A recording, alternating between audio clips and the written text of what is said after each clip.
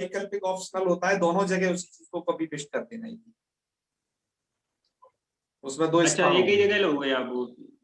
हाँ सर, हो गया है ना, अब आपने चालू कर दिया ना लाइव हो, इस पर बटन दबा दिया ना, गो टू जी लाइव। जी जी। चलिए आगे जी जी, बढ़ते। हो गया बिल्कुल। ओम सदाशिव आ गया। समारंभां शंकराचार्य मध्यमाम् अस्मदाचार्य पर्यन्तां वंदे गुरु परंपरां। वाक्यकारं वररुचिं भाष्यकारं पतंजलिं पाणिनिं सूत्रकारं च प्रणतोस्मि मुनित्रयम्। सर्वेभ्यो नमो नमः। मित्रों, हम विगत 4 दिन पहले अंच धातु को पढ़ रहे थे, नकार लोप वाली अंचु धातु, जी जिसमें हमने प्र उपसर्ग पूर्वक अंच धातु के क्या रूप होते हैं ये हमने जान लिए थे। और इस स्लाइड में वो आप देख रहे हो, लिखे भी हैं इधर, अन्यथा मलपदाय किंगति से नीचे प्रांग प्रांचो प्रांचा। हमने ये दूसरी स्लाइड बनाई है, हालांकि सूत्र तो वही रखे हैं। आप लोगों से भी हमने कहा था कि आपको ये प्रति उपसर्ग पूर्वक जो अंचु धातु है नकार लोप वाली, इसके भी रूप लिखने हैं। और मुझे प्रसन्नता है, इस बार बहुत सारे लोगों ने हमें वो भेजे, लक्ष्मीकांत जी ने भेजे, और भी हैं कुछ अन्य लोगों ने भी हमें वो भेजे, बहुत अच्छे तरीके से लिख करके भेजे। तो इन सबको बहुत बहुत धन्यवाद। आप विद्या का वर्धन करते कराते रहें ऐसे ही। हमने फिर भी इसके कुछ रूप को यहाँ पर लिख दिया है, जिससे आपको कोई असुविधा ना हो इसे समझने।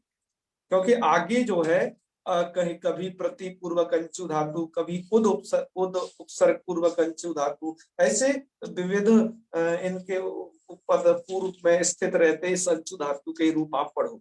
तो आइए इसमें अब देखते हैं हम कि ये किस प्रकार के रूप यहाँ पर बनते हैं। ठीक है, जी। तो प्रांग प्रांचव प्रांचा ये तो आपको बता चुके हैं, और जिनको नहीं समझ में आओ पिछली वीडियो को देख लेना। अब आइए आगे चलते हैं। आगे जिसमें हमने अब जो ये पढ़ना है, ये प्रत्यंग प्रत्यंचव इसको पढ़ना था। हालांकि एक बार बता दिया था, फिर भी आप लोगों की सुविधा के लिए इसे लिखा गया है। उसमें ये करना कि प्रति पूर्वक अंचु धातु है तो प्रति अंच, हम पहला वाला रूप बना रहे हैं जो कि लिखा हुआ है प्रत्यंग। तो यहाँ पर क्या होना है, प्रति अंच अनिदिताम हल्पुदाया किंगति करके धातु का जो यहाँ है नकार भूत है उसका लोप कर देना, तो प्रति अच बचेगा, और उपदिचाम सर्वनाम क्या कहते हैं, नुम कर लेना। यहाँ पर नुम कौन सूत्र करता है, उपदिचाम सर्वनाम स्थानीय धातु। जी ठीक है, तो इसको आपने नुम करने के बाद स्थिति बनेगी प्रति अ न च स, ये चीज। अब यहाँ पर आप सकार का लोप कर लेना। ठीक है, सकार का लोप कर देने के बाद स्थिति बचेगी प्रति न च, और चकार का भी संयोगांत से लोप कर देना, तो स्थिति बनेगी प्रति अन, है ना, ये चलोप संयोगांत से लोपा हो गया प्रति अन। और यहाँ पर यण कर दीजिए, और नकार को क्विन प्रत्यय से कु द्वारा कुत्व कर दीजिए, तो रूप बनेगा प्रत्यंग। जी। जैसे आपने प्रांग जो है प्रोपसर्ग पूर्वक अंचु धातु का प्रांग बनाया था, ऐसे ही प्रत्यंग बना लोगे। समझ में आ गया कि नहीं प्रत्यंग को आपको? जी जी जी। तो और बाकी रूप के लिए देखो हमने उसको भी लिख दिया है कि प्रति अंचु क्विन वगैरह करिए। और यहाँ पर क्या होता है, यहाँ पर भी नकार का तो लोप होगा, अन्यथा मुक्ताय की गति से नकार लोप भी हो गया। तो प्रति नुम का नकार यहाँ सुनाई देगा, तो नुम का नकार सिर्फ कहाँ कहाँ सुनाई देगा, प्रत्यंग प्रत्यंच प्रत्यंचा इन जगह, और संबोधन के उधर, तो क्योंकि वो तो वही चीज है वहां सुनाई देगा, और द्वितीय के द्विवचन तक सुनाई देगा, प्रत्यंचम और प्रत्यंचम यहाँ तक। तो यहाँ पर आपने ये किया, नुम किया, तो रेड में जो लिखा है वो नुम करना है, और धातु वाला जो यहाँ है वो तो लोप हो चुका है, वो भी सदा जी। तो प्रत्यन चाऊ। और यहाँ पर आपने क्या करना है, नकार को अनुस्वार करना है और परसवर्ण करना है, तो प्रत्यंचौ ये रूप बन जाएगा। यण कर देना, यण करना तो एक सरल कार्य, आप जानते ही उसे। तो प्रत्यंग प्रत्यंचौ प्रत्यंचा, हे प्रत्यंग हे प्रत्यंचौ हे प्रत्यंचा, प्रत्यंचम प्रत्यंचौ प्रतीचा। जी जी प्रतीचः में क्या है, हम इसीलिए कह रहे थे कि देखो आपको इन दो सूत्रों की जो उपयोगिता है, अचह और चौ, ये दो सूत्रों की जो उपयोगिता, वो वहां के लिए कोई समझ में नहीं आई होगी, प्रांग शब्द के लिए कोई खास, लेकिन यहाँ पर इसकी उपयोगिता है। क्या है कि जब आप प्रति उपसर्ग पूर्वक अच्चु धातु जब रहती है तो स्थिति है प्रति अंश, अंश के हमने आकार का लोप कर दिया तो प्रति अच बना करके सीधा लिख दिया है, क्योंकि नकार का लोप अन्यथा मनुपदाय की हर जगह कर देगा, हर एक जगह, जी ध्यान रखना, हर जगह करेगा। तो प्रति अंश शस, यहाँ क्या करना है, आपका सूत्र है अचा, तो लुप्त नकारस्य अंचतेर भस्य अकारस्य लोपः। जी लुप्त नकार मतलब जिस अंचु धातु के नकार का लोप हो गया हो, ऐसी भ संज्ञक धातु, वो ऐसे भ संज्ञक के आकार का लोप हो जाता है। तो आप यहाँ जानते हो कि यहाँ पर तो पुल्लिंग में पूर्व संज्ञक होता ही है, ससादी विभक्तियों से लेकर के है, आजादी विभक्तियों के परे जी रहते। जी तो यहाँ पर उस आकार का लोप कर दिया आपने, आकार का लोप कर दिया तो प्रति, अच्छा ये ती को दीर्घ कैसे हो गया, ये ह्रस्वी को, उसके लिए सूत्र है चौ। चौ कहता है कि लुप्त नकार, लुप्ताकार नकारे अंचतौ परे पूर्व पूर्व से से। अणो दीर्घ स्यात्। तो जी यहाँ पर इस पूर्वर्ण को दीर्घ हो गया देश, जी तो यहाँ पर पूर्वर्ण के दीर्घ करने का फायदा दिखाई दिया, तो आपका रूप प्रतीचा बन गया, क्यों। जी तो ये प्रतीचा जैसे बन गया, अब प्रतीच तक तो हर जगह बन जाएगा, आजादी विभक्तियों में तो सिर्फ आप विभक्ति में लाई, जी प्रतीच तक कैसे बन जाएगा कि हर जगह तो अचा लगता है, हर जी एक मतलब ये तो भासंज्ञा में, भासंज्ञा को केंद्र में करके लगता है। जी और लुप्त नकार वाली अंशु धातु जहां भी होगी, तो देखो ये लुप्त नकार, देखो इन सूत्रों की विशेष शर्त क्या है, लुप्त अचा हो उसमें भी लुप्त नकार पढ़ा है और चौ में भी जी लुप्त नकार पढ़ा है, जी तो यहाँ पर लुप्त नकार तो हो ही जाता है, धातु का तो जो यहाँ है वो चला जाता है, तो जी ये हर जगह लग जाएंगे। अब यहाँ पर जहां पर नकार लुप्त हो रहा है, ठीक है।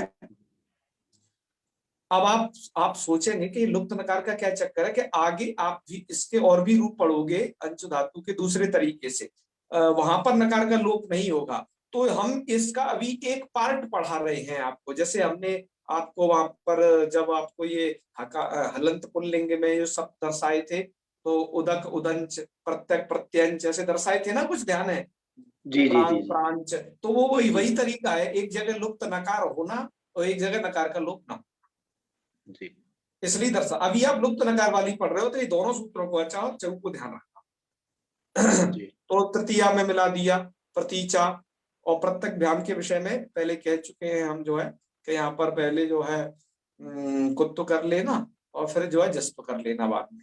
तो प्रत्यक भ्याम प्रत्यक भी, प्रतीचे प्रत्यक भ्याम प्रत्यक भ्या, प्रतीचा प्रत्यक भ्याम प्रत्यक भ्या, प्रतीचा प्रतीचो प्रतीचाओ, प्रतीच प्रतीचो प्रत्यक्षो, जी है ना। ये इन रूपों की सिद्धि हो जाएगी, इनको आप जानते हो ये कैसे होती है। तो ये वाला कॉलम पूरा हो गया, मतलब आपको हमने ये स्मरण भी दिला दिया कि इसमें कैसे कैसे काम हुआ है। हमने इन सूत्रों को यहाँ पर इसलिए द्वारा से रखा, हालांकि सूत्रों को एक बार पढ़ा चुके हैं कि आप कहीं भूल न गए हो, इसलिए प्रत्यंग की सिद्धि में फिर से इनको दर्शाया आपके लिए, ठीक है जी ना। जी जी हाँ, वैसे आप जान ही रहे हो कि आपके इस जो रूप है प्रति उपसर्ग पूर्वक अंश का, इसमें तो बस यही रूप बनेंगे जो ये नीचे लिखे हैं, बस इस तरह की यही, इतना ही मूल है इसका, है जी ना। ऊपर वाला तो सब जो है प्रांग शब्द का है। तो इतनी बात क्लियर हुई ना। जी जी हाँ, अब आगे चलते हैं, आगे भी कुछ चीजें हैं उन पर फोकस करते हैं। आज हम इसका ये पार्ट ये तो समाप्त ही कर देंगे, क्योंकि इसमें कोई ज्यादा दमखम है नहीं, बस आपको अपना दिमाग थोड़ा ही रहना है ठीक से।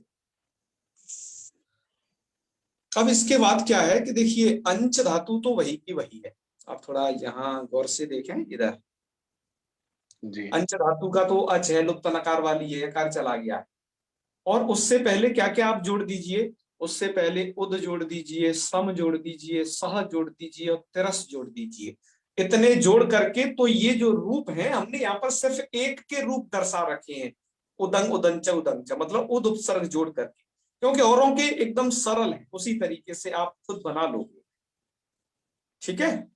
जी तो औरों के जुड़ जुड़ करके कैसे बनते हैं यही वो शब्द हैं जो आप पढ़ते थे, उदक उदंच सम्यक सम्यंच है, जी सदृश सदृश। तो चलो इन्हीं को आप पढ़ते हैं तो इनमें क्या है इनके लिए प्रक्रिया को आप थोड़ा ध्यान रखें कि उदंग कैसे बनेगा। हमने उसको लिखा हुआ है, देखो उदंग बनाना बहुत सरल है कि उद है, उधर अंच धातु है, ठीक है, ये जी आपका क्या है, उद उपसर्ग, और इधर क्या है आपका अंच धातु, और अंच में से भी यकार का लोप कर लो, अच बना लो, तो उद अच, उद का तकार हलंत है, जी और यहाँ पर आपको वही सब प्रक्रिया करनी है। कौन कौन सी, क्या आपको नुम करना है, ठीक है, जी जो अभी वहां पर कर रहे थे उसी प्रक्रिया को, जो अभी जी आपने प्रत्यंग में किया, जो आपने प्रांग में किया, तो उद को तो यथावत बना रहने दो, अ न और ये चा भी लिख दो, क्योंकि ये तो सब जाने वाला है। यहाँ पर एक सू का सा भी रहता है, लेकिन उस सकार का लोप हो जाता है इसके द्वारा, जी। अलंग्याभ्युदीर्घ अन्यादि लो, बिल्कुल, ये भी चकार चला जाएगा, इस चकार का लोप हो जाएगा संयोगांत संयोगांत। से। तो ये जी उदन बचेगा, नकार को कुन प्रत्यय से कु से कुत तो कर लेना, न हो जाएगा, जी उदंग बन जाएगा। आप इसे मिलाओगे तो उदन और वो उदंग बन जाएगा। समझ में आ गई कि नहीं बात, ये कितना सरल जी रूप है। अतः हमने यह सिद्धि इसकी नहीं दी है क्योंकि आप जान रहे हैं, इसलिए। जी अच्छा, आगे जाकर के फिर उदंच उदंच, यहाँ पर जो नुम के नकार को अनुसार पर श्रवण हो जाएगा, जैसे भी प्रक्रिया जो बताई जी है, वो जाने रहना, वो कोई बार बार आपको बताई गई प्रक्रिया है, उसे आप भी अपने स्मरण में लाइएगा, उदंच उदंच कैसे बने। फिर जी हे उदन, हे उदंच, हे उदंच, द्वितीया में उदंचम उदंच। अब आ जाइए इस सस विभक्ति के रूप पर, क्योंकि यहाँ पर एक सूत्र लगा है इसलिए हमने वो दर्शाया। तो यहाँ पर एक सूत्र दिया है, उदाईत क्या करता है, चलो देखते हैं कि देखिए उद, आगे अंच लुप्त नकार वाली अंचु धातु, तो उद अच सस, स्थिति क्लियर है। जी हाँ, इसके बाद क्या करना है, क्या प्राप्त है, इस ऋण। भाषंज्ञक आकार का लोप हो सकता था क्या जी, जी भाषंज्ञक आकार आकार का लोप प्राप्त है ना, वो कौन सूत्र है आपका, अच्छा, अच्छा से। ठीक है। जी लेकिन ये सूत्र आ गया, उदाहरण क्या करता है कि उच्छब्दात् परस्य लुप्त नकारस्य अंचतेर भस्य अकारस्य ईथ, ईथ स्यात्, स्यात् क्रिया जोड़ ली, जी मतलब उस भाषंज्ञक आकार को ईत कर दिया। ईत का मतलब यहाँ तपर करण है, मतलब ये ई करेगा, दीर्घ बना, जी तो इसने वो वैसा किया। तो ऐसा करने से स्थिति क्या हुई, उद ईच, मतलब अच था वो ईच हो गया, जी और उधर बचेगा अस। जी और अब आप बस इसे मिला दीजिए, और क्या करना है, उदीचा उदी। बन गया ना, उदीचा, जी जी बिल्कुल। और आगे भी ऐसे ही रूप की सिद्धि कर लेना, वो प्रकार वही है कि उदीचा उदग्भ्याम, ठीक है, उदिक भी। जी उदक भी। उदीचा उदग्भ्याम उदग, और आगे तो उदग भी है ना, उसमें जोड़ लो।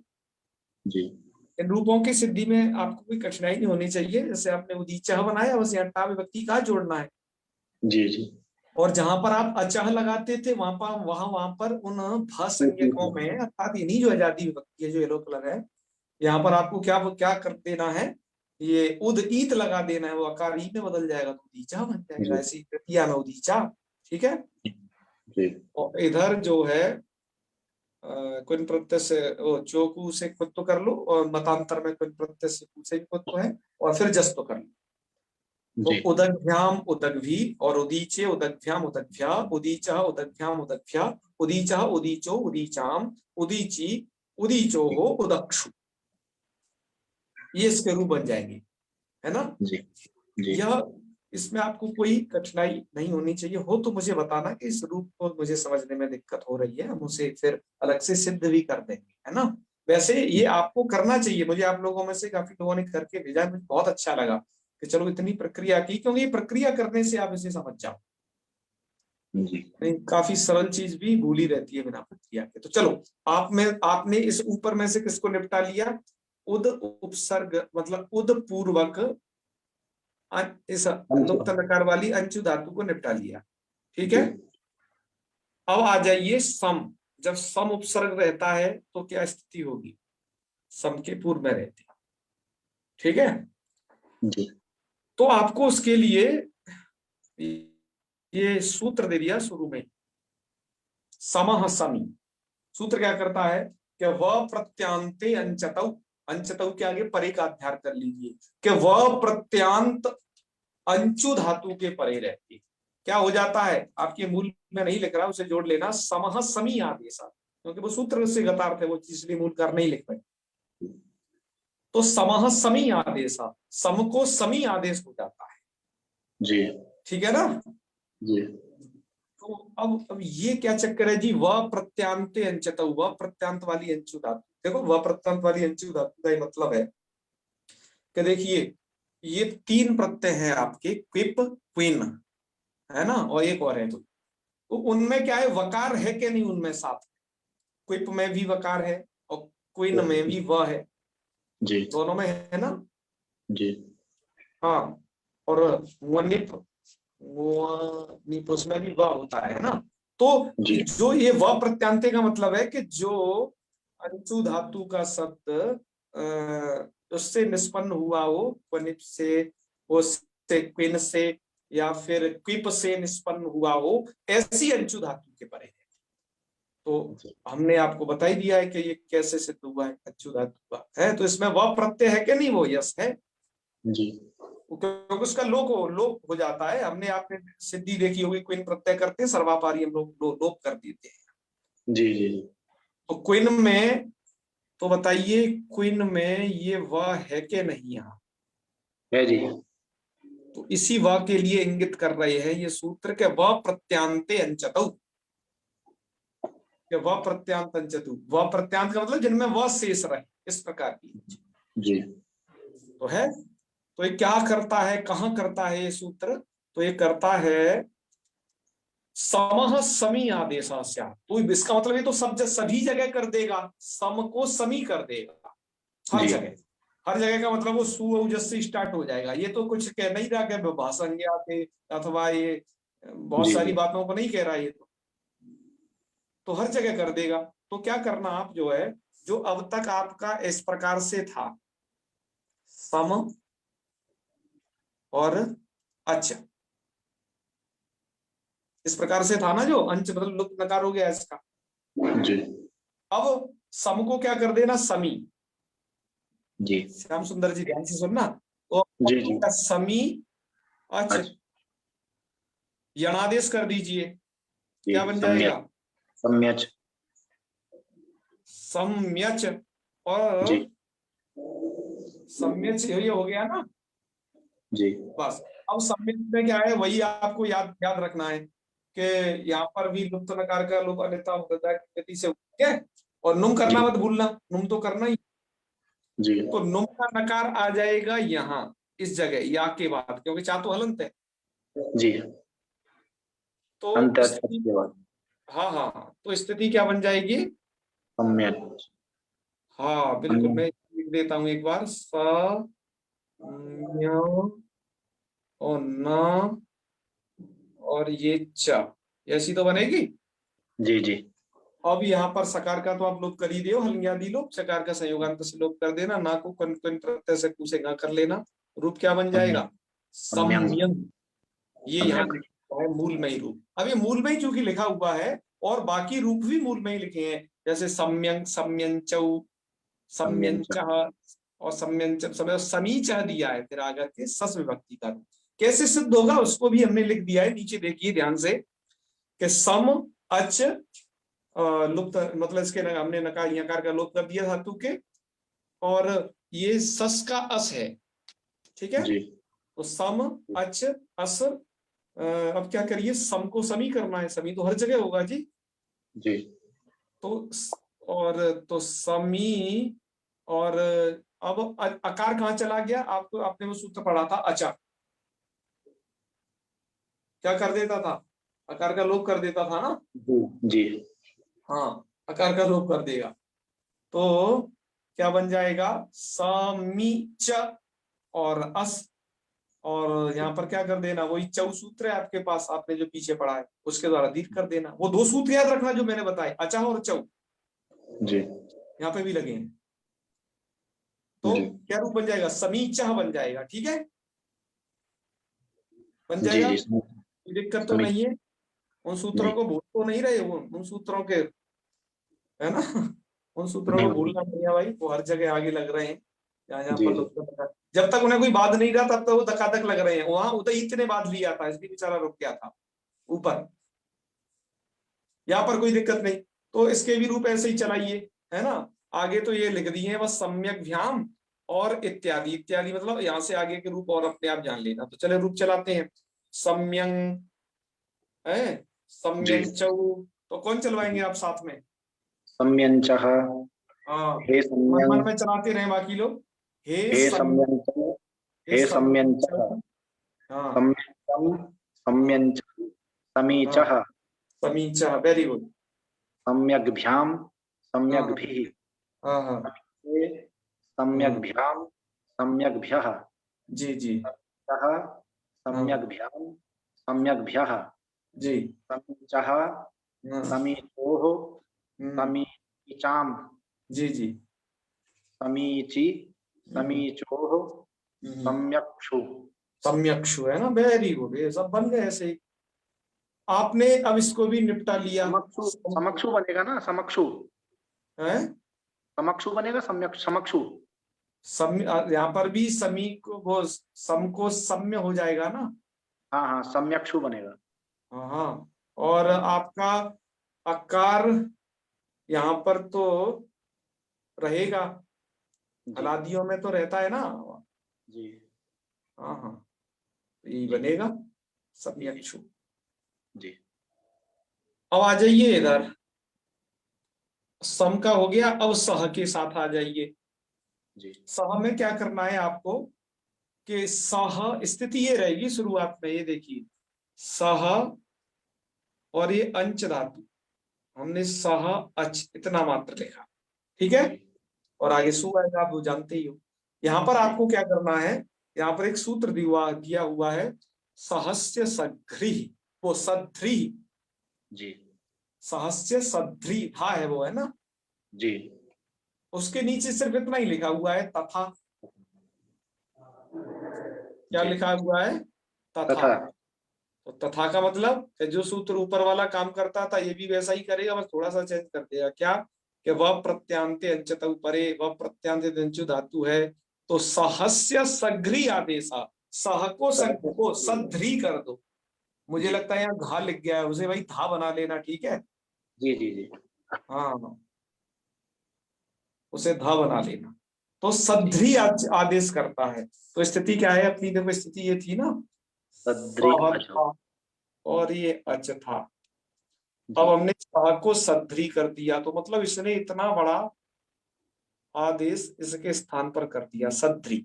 और आगे अच, और जी अच का जो है वो यहाँ पर वो नुम भी कर देना, और नाचा ऐसे रहेगा। सकार का लोप, चकार का संयोगांत लोप जो है, और यहाँ जी यण कर देना, तो क्या रूप बन जाएगा? सघ्रयन, ऐसा नकार वाला बनेगा ना।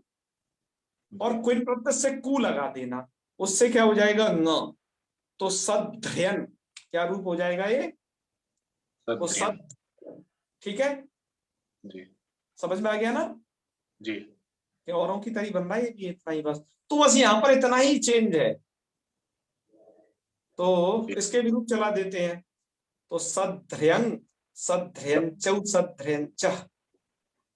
हे और सद्रियम हे हे सद्रियम सध्र्यंग, हे हे सध्र्यंचौ, सद्यंतं हे हे और हे सध्रंचा सद्यंतं सध्र्यंच। फिर सद्यंचं सध्रंचा सद्यंचौ और सध्रीचा सद्रीचः क्या बन जाएगा यहाँ? सद्रीचा सध्रीचा सदृग्भ्यां सध्रीच।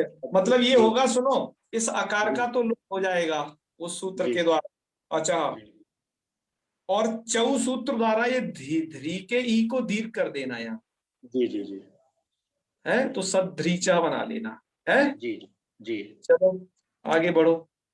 सद्रीचः हाँ सद्रीचा सदृग्भ्यां सदृग्भिः हाँ रीचे हाँ सदृग्भ्यां हाँ सदृग्भ्यः हाँ हाँ, रीचः हाँ, सदृग्भ्यां सदृग्भ्यः जी जी। सध्रीचः सध्रीचोः सध्रीचां हाँ सध्रीचि सध्रीचोः सध्रिक्षु हाँ, सध्रिक्षु सदृक्षु, बहुत अच्छे। सत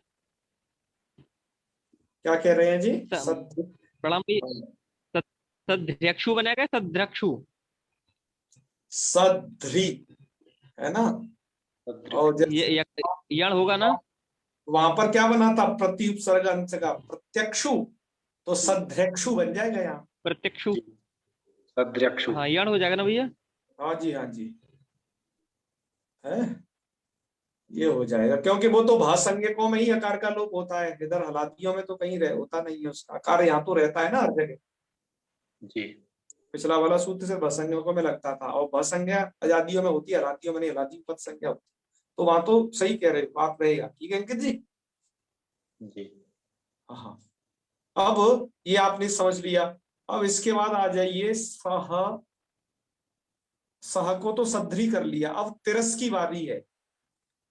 तो तिरस के स्थान पर क्या हो जाता है, इनके सबके अलग अलग अर्थ हैं कि साथ, सदृच मतलब साथ चलने वाला, और तिरस मतलब तिरछा चलने वाला, इस प्रकार के सबके अर्थ हैं। जी। तो अब आपका है तिरस शब्द, ठीक है। जी। इस तिरस शब्द को आप क्या करिएगा, तिरस को हो जाता है तिरी, तिरस को क्या हो जाता है, प्री। तिरी, ऐसा आदेश हो जाता है। प्री। जी। मतलब यहां लिख देते हैं, आपको समझ में आ जाए, तिरी, जी। इस प्रकार का। अब आप इसमें अंचु धातु को ऐड कर दीजिए। जी। अंचु धातु को ऐड करने का मतलब है कि नुम सहित कर, ये अन इस प्रकार का बचेगा, क्योंकि उसके सकार का बुनियादी लोप हो जाता है, चकार का अंत से लोप हो जाता है, तो तिरी अन ऐसा बचेगा, नुम भी आपने कर दिया है। जी। जी। अब आपको क्या कर देना है यहाँ पर, ये इधर तो यण कर देना, इधर ना को कुत्तो कर देना, न, तो क्या रूप बन जाएगा, तुर्यंग। त्रियंग रूप बन जाएगा। देखो ये लिखा हुआ है जी। यहाँ, त्रियंग। ठीक है। जी। जी। तो ये सूत्र कहाँ लगेगा, इसके लिए थोड़ा ध्यान रखना। तिरसस तिरी, तिरी कहाँ कहाँ होगा, हर जगह नहीं होगा। जैसे यहाँ पर सम को समी हर जगह हुआ था, मैं ये कह रहा हूं, इस बात को थोड़ा ध्यान दें, इस बात पर लोग भूल जाते हैं फिर आगे चल के। सम को समी प्रत्येक विभक्ति में हुआ था, जी। सहस सघ्री प्रत्येक विभक्ति में हुआ था। जी। तिरस को तिरी प्रत्येक विभक्ति में नहीं होगा। क्या है उसमें लिखा हुआ है, तिरसस तिर्यलोपे, अर्थात अलुप्त आकार, जहां आकार का लोप नहीं हुआ होगा वहीं तिरस को तिरी होगा। अब आप जानते हो कि आकार का लोप कहाँ होता है, जहां जहां भ संज्ञा होती है। तो ये जितना भी येलो कलर दिखाई दे रहा है आपको, इन सब जगह आकार का लोप होता है, क्योंकि इन सब जगह भ संज्ञा है। और भ संज्ञा कहाँ से स्टार्ट होती है, सर्वनाम स्थान भिन्न प्रत्ययों को छोड़ करके। जी। तो ये तिरस्कोत्तरी कहाँ करना, आप समझ गए होंगे कि इन जगह नहीं करना, क्योंकि ये सूत्र क्या कहता है, अलुप्त आकारे, जहां आकार का लोप न हुआ हो। और इन सभी भाषांज्ञकों में आई का आपने सूत्र पढ़ा है, अचह सूत्र, आज भी पढ़ाया हमने, उस दिन भी पढ़ाया था, आज भी पढ़ाया। जी। वो क्या करता है, भाषांज्ञक आकार का लोप कर देता है कि नहीं। जी। जी। यस, वो कर देता है। तो इसलिए यहां पर नहीं सूत्र को लगाना, और बाकी जगह सूत्र क्या कर देगा, तिरस को त्री कर देगा। तो थोड़ा देखो डिप्लोमेटिक है, मुझे इसके रुपया लिखने चाहिए थे, लेकिन हमने आप लोगों के लिए छोड़ दिए हैं, क्योंकि यही इसमें अंतिम शब्द है। तो इसके रूप आप लोग हमें लिख के दिखाइएगा। देखो तिर्यंग तो यहाँ दिया हुआ है, तिर्यंचौ, और फिर इधर देखो ये सस का रूप लिख दिया है तिरस्च, यहाँ पर तिरस को त्री नहीं हुआ, जी। जी। यहाँ पर तो तिरस का तिरस रह गया। मतलब तिरस, आगे सस का अस, और अंच धातु, और आकार का लोप हो गया। देखो तिरस्च रूप की सिद्धि कैसे है, मुझे लिखनी जी। जी। चाहिए थी, जल्दबाजी के रूप में थोड़ा मैं लिख नहीं पाया हूँ। है और रूप, और तो आप समझ जाओगे, तिरस्च की सिद्धि में लिख रहा हूँ, ठीक है, ध्यान से देखना। जी। ये है आपका तिरस शब्द, मूल तो यही है ना। जी। और हमने ये लिख दी आपकी अंच धातु, अंच का क्या बचता है, लुप्त नकार वाली है ना, तो अच, जी। तो तिरस अच, ये स्थिति हो गई। और आगे मान लीजिए, थोड़ा इधर जगह नहीं, आप आगे लिख दीजिए प्लस अस, मतलब सस का अस। जी। अच्छा, अब यहां पर क्या है, अलुप्ता कार्य, जहां आकार का लोप न हुआ हो, लेकिन यहाँ तो भासंज्ञा है, जी अस व्यक्ति के परे रहते पूर्व की भासंज्ञा है, तो भासंज्ञा है तो अचर सूत्र द्वारा इस आकार का हो जाएगा लोप। जी आकार का लोप हो जाने पर स्थिति बनेगी आपकी ते, र, स और च। ये च ये अच वाला ही मतलब धातु का ही है ये, जी और प्लस ये सस का अस ये हमने जोड़ दिया, ठीक है। जी अब ये तिरस्स त्रि अलोपे कहाँ लगता था, मतलब तिरस को त्रि कहाँ करता था कि अलोप्ताकारे, इस पे क्या लिखा हुआ है, जहां आकार का लोप हुआ हो। अलुप्त नहीं हुआ हो, अलुप्त हो जहां पर आकार, जी जी वहां तिरस को त्रि करता था, लेकिन यहाँ पर तो आकार लुप्त हो गया है जी तो यहाँ पर तिरस को त्रि नहीं होगा। जी तो क्या होगा जी, क्या कुछ नहीं, कि ये जो आपको दंत सा दिखाई दे रहा है ना तिरस का, स्तुष्णाशु लग जाएगा।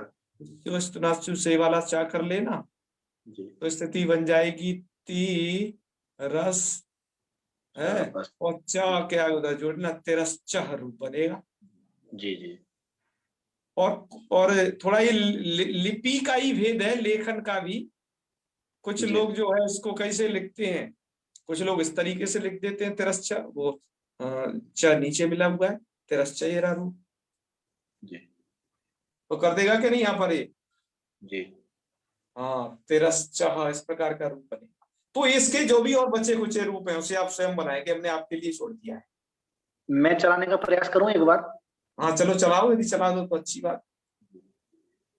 तिर्यंग तिर्यंचौ तिर्यं तिर्यंचः। हाँ तिर्यंच, यहाँ तिर्यं सब जगह तिरस को त्रि हुआ है, थोड़ा प्रक्रिया को भी कहते रहिए।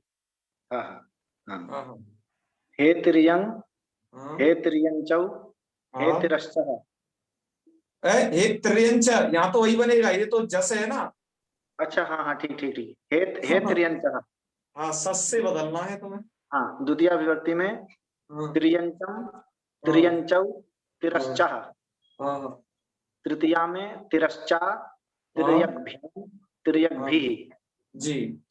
चतुर्थी में हम्म तिरश्चे हम्म तिर्यग्भ्यां हम्म, तिर्यग्भ्यः। बहुत पंचमी अच्छी। में हाँ। तिरश्चः अच्छा मुझे ये बताओ, तिर्यग्भ्यां। तिर्यक भ्याम में क्या क्या हुआ है, तिरस को त्रि हुआ है कि नहीं। हाँ तिर्यग्भ्यां में तिरस्को त्रि हो गया है। नहीं हाँ हाँ एक मिनट। एक बार सोचो। हाँ हो गया है तिरस्को त्रियंग हो गया है त्रि हो गया है। अलोप्ताकार है, वहां पर आकार का लोप नहीं हाँ होता है, क्यों आकार पता का लोप है, नहीं हुआ है यहाँ क्योंकि पर। वहां पर पद संज्ञा है, वहां भासंज्ञा है ही नहीं, जी जी जी तो इसलिए तिरस को जी त्रि हो गया। त्रि हो गया हाँ। तो त्रि जी होने के बाद ये ग कहां से आ गया, बताओ ये ग कहां से आ गया। त्रि। अरे अच के, धातु अच है ना आपकी, हाँ हाँ हाँ अंश का उसके नकार अब। हाँ उसके चकार को पहले कुत्तु कर देना और हाँ फिर तो जस्तु पूरा कर देना, फिर रेग व्याम। चकार को कुत होकर के फिर जस्त हुआ है उसमें। हाँ हाँ हाँ ठीक है, हाँ जी त्रियग्भ्याम बन गया है। बिल्कुल तिर्यग्भ्याम तिर्यग्भी और तिरश्चे। त्रियग्भ्याम हाँ त्रियग्भ्यः। Very good. और पंचमी में तिरश्चः हाँ त्रियग्भ्याम तिरग्भ्यः। हाँ जी। षष्ठी में तिरश्चः हाँ तिरश्चोः हाँ तिरश्चाम। तिरश्चाम, वेरी गुड। षष्ठी में सप्तमी में हाँ हाँ तिरश्ची हाँ हाँ तिरश्चोः और तिर्यक्षु। तिर्यक्षु है ना, जी बहुत अच्छी। तो बस यही रूप थे, आज आपको यहीं तक पढ़ना था। आपको इसमें कोई संदेह हो तो बताएं, है जी। कहे जो और चौ गंगा सूत्र सेन है, जी।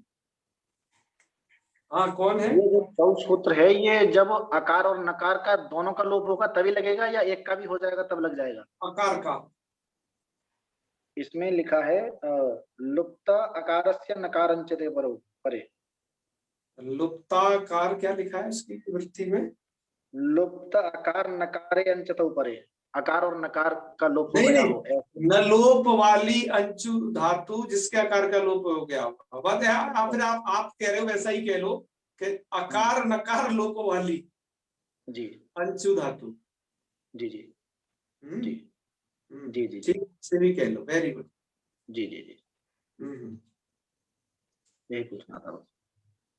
तो चलो आज हम लोग जुड़े, और आपको संदेह हो तो आप लोग उसमें पूछना, है ना।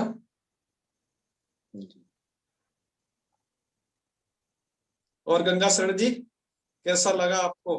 आपको बढ़िया, कुछ पूछना तो नहीं है?